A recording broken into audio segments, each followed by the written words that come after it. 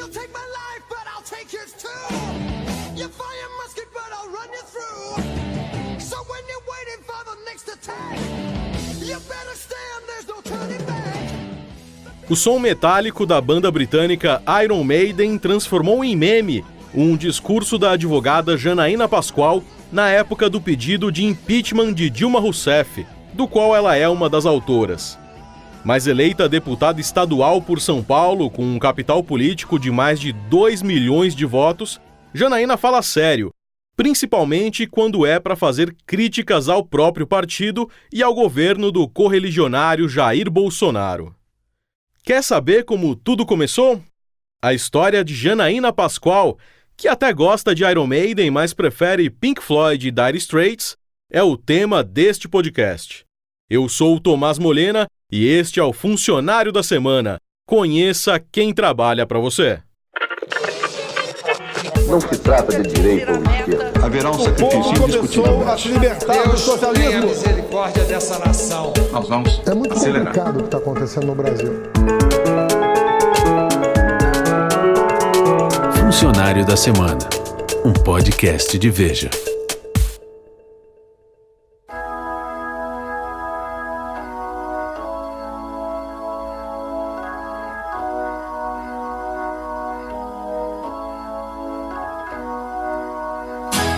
Janaína Conceição Pascoal nasceu em 1974, no bairro do Tatuapé, na zona leste paulistana.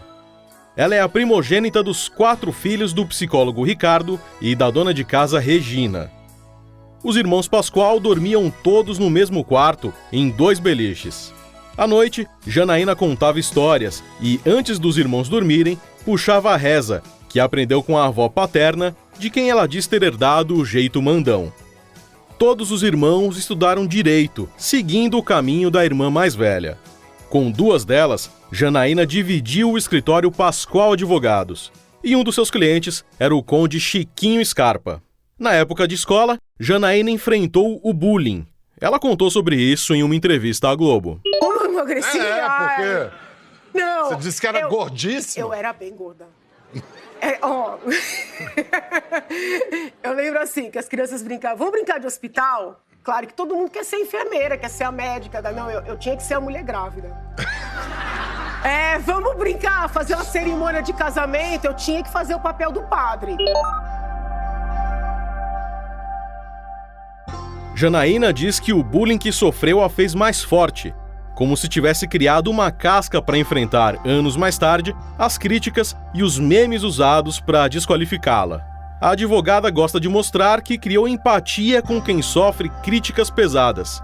Na sessão de julgamento do impeachment de Dilma, ela até pediu desculpas à então presidente. Finalizo pedindo desculpas para a senhora presidente da República, não por ter feito o que era devido, porque eu não podia me omitir diante de tudo isso.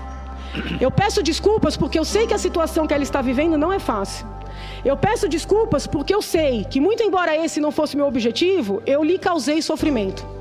E eu peço que ela... Janaína até embargou a voz. Um dia, entenda que eu fiz isso pensando também nos netos dela. Foi em casa que Janaína aprendeu a conviver com diferenças de pensamento político. Ela é casada desde os 26 anos com o economista Laércio Souza Longo, com quem começou a namorar aos 15 anos. O casal tem 2 filhos. E apesar de Janaína ser hoje uma das principais vozes anti-PT, a família do marido é quase toda petista. E essa curiosidade já rendeu momentos de saia justa. Quem conta essa história melhor é o colunista João Batista Júnior. Ao mesmo tempo que Janaína Pascoal fez da internet uma grande alavanca para suas ideias, seja como coautora do impeachment de Dilma Rousseff, ou então para as plataformas políticas que ela lançou mão, ela consegue manter uma vida privada intacta. Pouco se sabe a respeito do marido dela, nunca se viu foto dos filhos e assim por diante. Janaína Pascoal, por exemplo, convive com uma família petista. Os pais do marido dela são petistas de carteirinha. Ela conta que é muito comum sair para almoçar aos domingos com a família, ali na zona leste de São Paulo, de onde eles são, né? O reduto da família dela e do marido.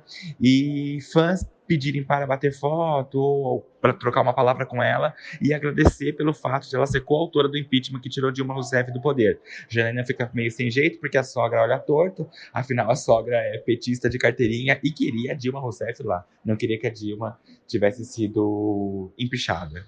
O antipetismo de Janaína começou já na juventude. Ela conta que convivia com pessoas da igreja, todos petistas, e os considerava ditatoriais, por não aceitarem opiniões contrárias. Para ela, o PT é uma seita.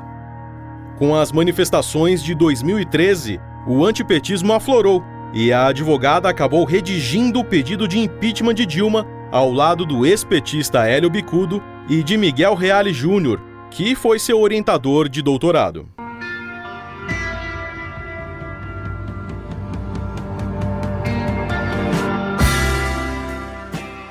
A advogada discreta ganhou os holofotes. Naquele dia do discurso que virou meme, em 4 de abril de 2016, ela se colocou como uma das principais vozes contra o PT. Nós queremos servir a uma cobra! O Brasil não é a República da Cobra! Nós não vamos deixar essa cobra continuar dominando as nossas mentes, as almas dos nossos jovens, porque os professores de verdade querem mentes e almas livres. Porque desde pequenininha que o meu pai me disse: Ricardo, meu pai, Janaína, Deus não dá asa pra cobra. E aí eu digo pra ele: mas pai, às vezes a cobra cria asa, mas quando isso acontece, Deus manda uma legião pra cortar a asa da cobra.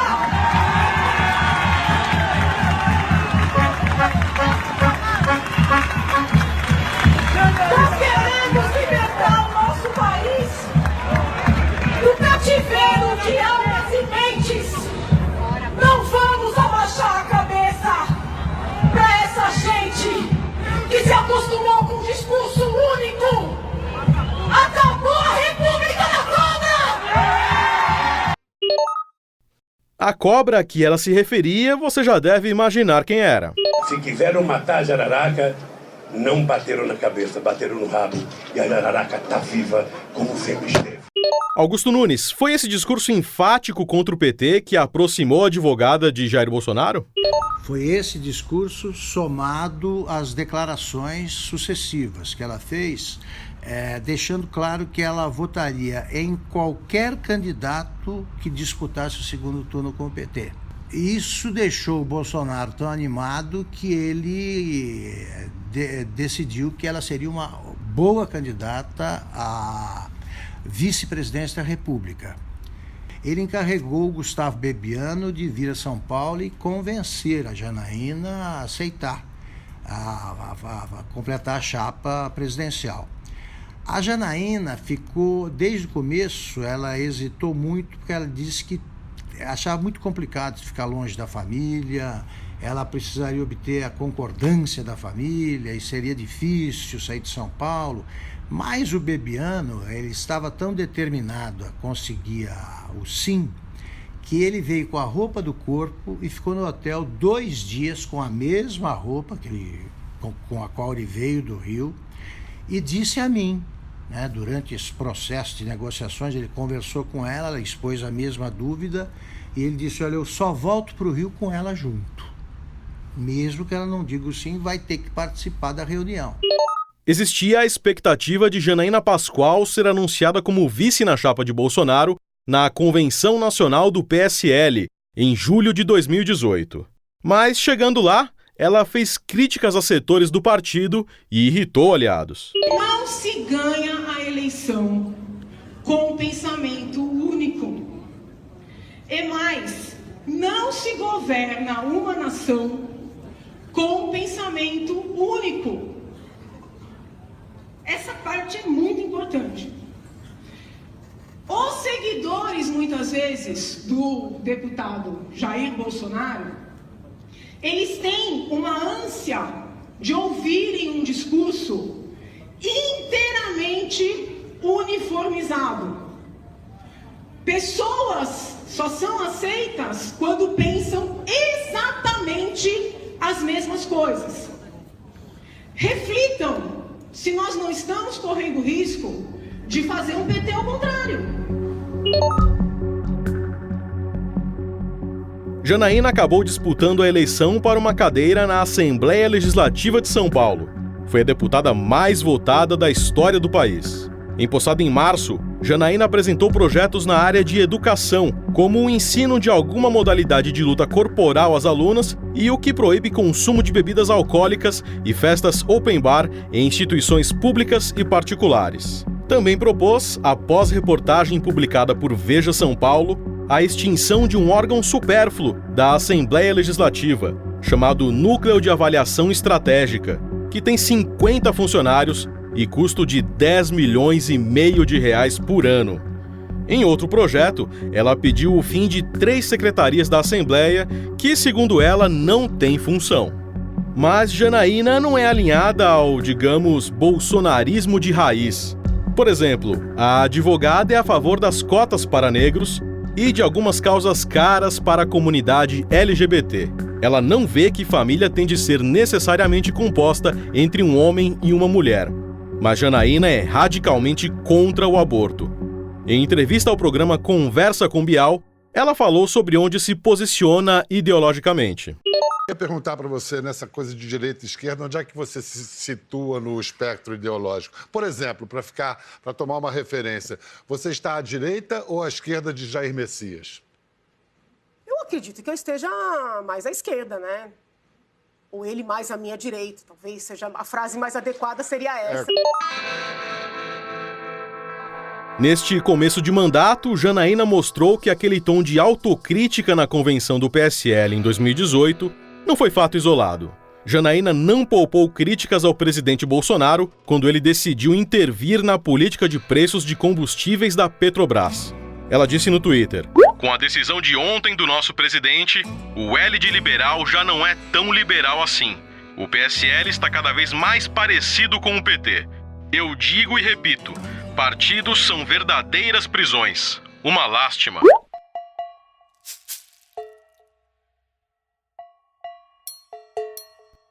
Também pela rede social, ela se posicionou contra as manifestações de apoio ao presidente. Ela disse que não tinha sentido quem está com o poder convocar manifestações. Depois, elogiou o movimento, dizendo que ao pedir a reforma da Previdência de Paulo Guedes e o pacote anticrime de Sérgio Moro, o povo mostrou maturidade. Numa entrevista por telefone à rádio Jovem Pan, ela falou sobre o assunto. E sobrou até para o guru da direita, Olavo de Carvalho. Eu, diferentemente do Olavo de Carvalho, eu não quero ter razão. Eu quero o bem do meu país. E Janaína reforçou sua posição no governo de Jair Bolsonaro. Se o presidente fizer bem para o país, eu estarei com ele. Se fizer mal, eu não estarei com ele. Eu nunca fui uma adesista, né? A gente tem que pensar que, infelizmente, tem pessoas que estão já assim, vamos dizer, visando as próximas eleições. Algumas estão pensando nas eleições para prefeito e vereador. Outras já estão pensando nas eleições para governador. Então a gente tem que tirar um pouco desse conteúdo eleitoreiro e olhar quem é que está efetivamente preocupado com o país, independentemente de qualquer interesse pessoal. Em entrevista ao editor executivo de Veja, Jerônimo Teixeira, no programa Páginas Amarelas, ela afirma que a decisão de não concorrer a vice foi a mais acertada, justamente pela liberdade de expressão. A condição de deputada me dá uma liberdade muito grande em termos de manifestação, né, do pensamento, fala.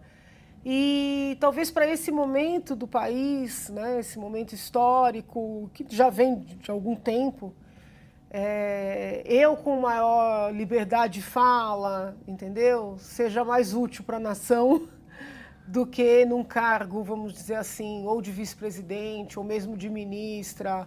Eu acredito que eu preciso estar livre para me manifestar nesse momento. Você pode dar um exemplo de alguma coisa que você tem dito e como deputada estadual é que você não poderia dizer na posição de vice-presidente?